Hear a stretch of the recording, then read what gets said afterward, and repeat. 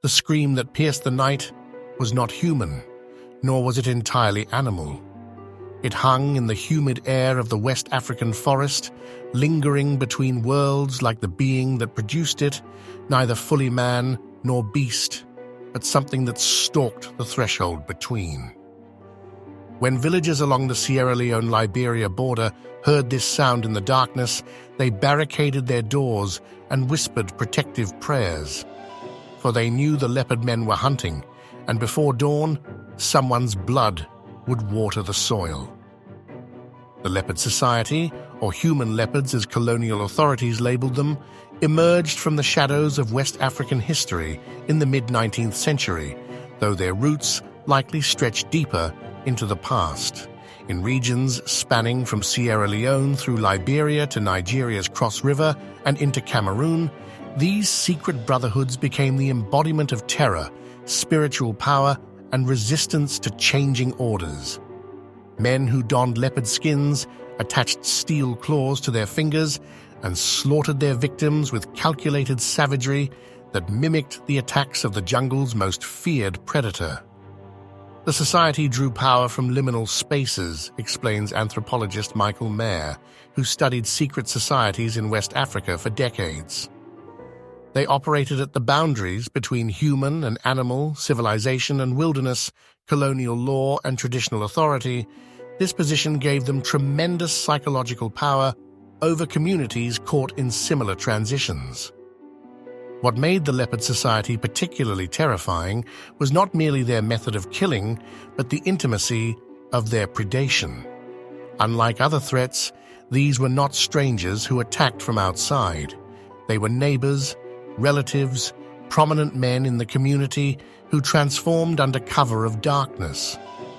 British colonial officer H.N. Thompson, who investigated the society in the early 1900s, wrote with obvious disturbance.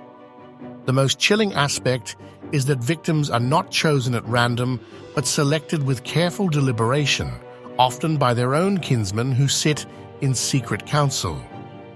The psychological impact of this betrayal shattered communities. Villagers lived with the knowledge that any man among them, perhaps even a father or brother, might be one who crawled through the forest on all fours by night, wearing the three-pronged iron, leopard claw weapon called a banga, seeking human flesh and blood for rituals.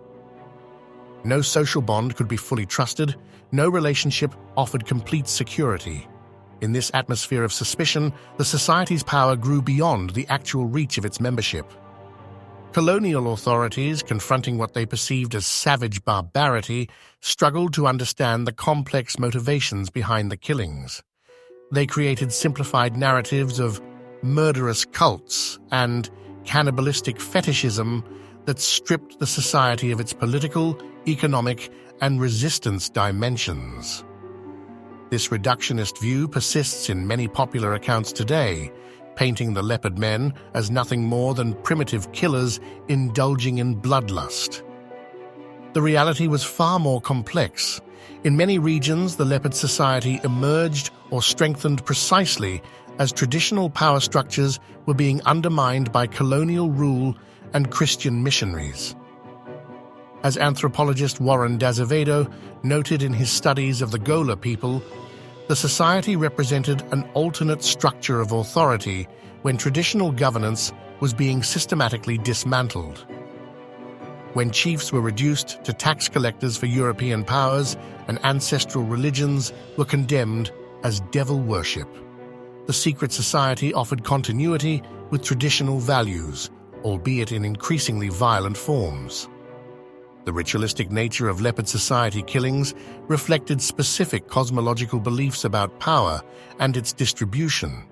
The victims were not killed merely to terrorize, but as part of elaborate ceremonies to produce what the Mende people called hail, a powerful medicine made from human fat, blood, and specific organs. This substance was believed to confer supernatural abilities, protection from harm, and material success to those who possessed it. The human body was understood as a container of power that could be transferred through ritual consumption, writes anthropologist Nathaniel Moir. In societies where power was increasingly concentrated in the hands of colonial administrators and their local allies, the Leopard Society offered an alternative means of power acquisition that bypassed colonial structures entirely. The iron claws used in killings were themselves objects of spiritual significance, often consecrated through elaborate rituals and believed to transform their wearers. When colonial authorities seized these weapons, they found them adorned with protective charms and inscriptions. For members, donning these implements meant more than disguising a murder. It represented a genuine metamorphosis into something beyond human, capable of channeling forces inaccessible to ordinary men. Membership in the society was stratified and selective. Leaders were often men of significant social standing, wealthy traders, influential healers, or members of ruling families who had the resources to pay the substantial initiation fees.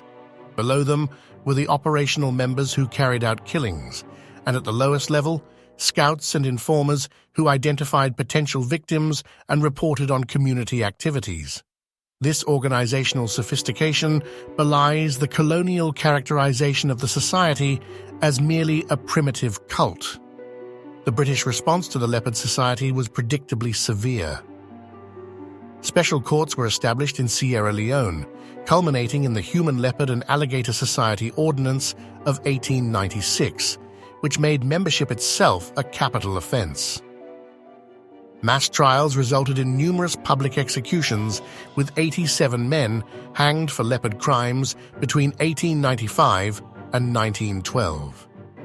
Colonial records detail the dispatch of specialized police detachments into remote areas to hunt down suspected members, resulting in village raids, mass arrests, and forced confessions. These measures drove the society deeper underground, but failed to eradicate it. In some regions, it adapted and transformed.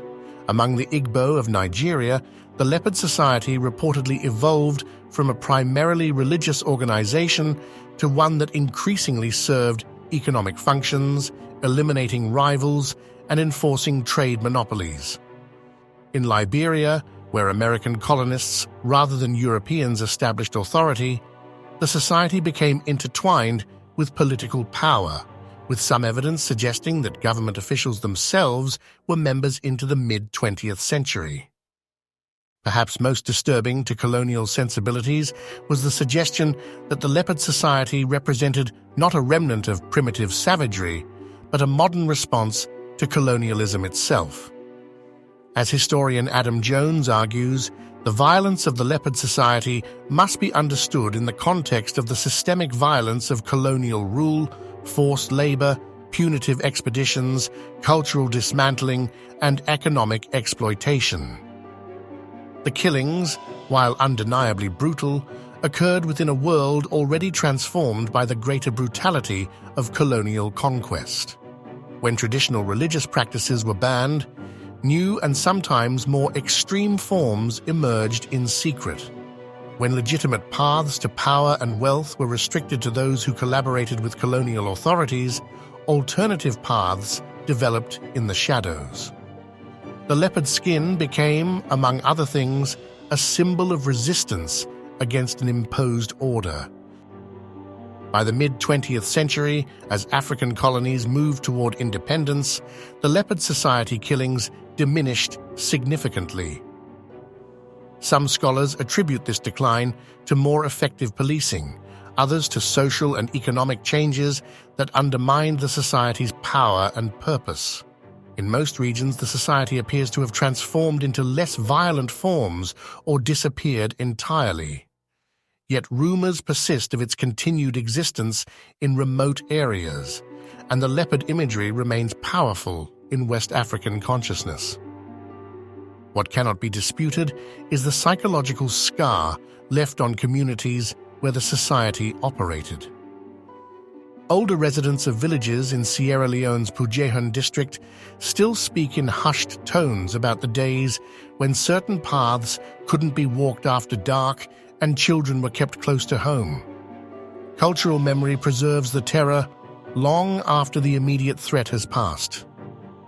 Novelist Graham Greene, traveling through Liberia in the 1930s, captured something of this lingering fear in his travel book, Journey Without Maps, writing that the Leopard Society moved in the darkness beyond the fire, representing something we had all forgotten, something we had discarded years ago, like the child's invisible friend, out of expedience. For Greene, the society represented primal impulses that civilization pretended to have outgrown, but that remained potent beneath the surface. The story of the Leopard Society ultimately reveals more about human adaptability and resistance than about primitive bloodlust. In response to social disruption and oppression, people created new structures of meaning and power. That these structures took violent form reflects the violence of the context that produced them. The men who moved through the forest on all fours, their human hands transformed to leopard paws by iron weapons, were not throwbacks to an earlier age, but products of their time. A colonial world where power was being radically restructured and traditional certainties had collapsed.